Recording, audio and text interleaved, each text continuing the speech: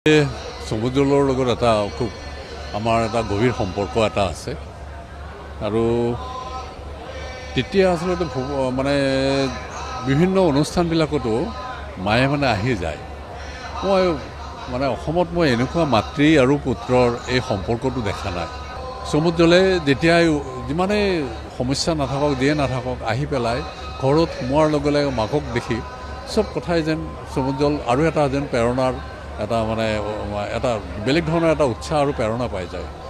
আৰু মাকে মই দেখিছোঁ মায়ে মানে গোটেই মানে ওৰেটো জীৱন সমুদ্ৰক মানে এনেকুৱা এটা শিক্ষা প্ৰদান কৰিলে যিটো শিক্ষাই আচলতে সমুদ্ৰক এজন ভাল ব্যক্তি আৰু এজন ওখ ব্যক্তি হোৱাৰ কাৰণে সেই প্ৰেৰণাৰ উৎস আছিলে মাক। আৰু মই এই ভাঁজবিলাকত আচলতে হয় কি মানুহে এই যে এটা যে বস্তু কঢ়িয়ায় টোপোলাটো মানে স্মৃতিৰ টোপোলাটো সেইটো ক'ৰবাত খোল খাই যায় আৰু সেই এটা এটা মুহূৰ্তক মানে একদম মানে সেই মালৈ মনত পৰে আৰু ভাল লাগে।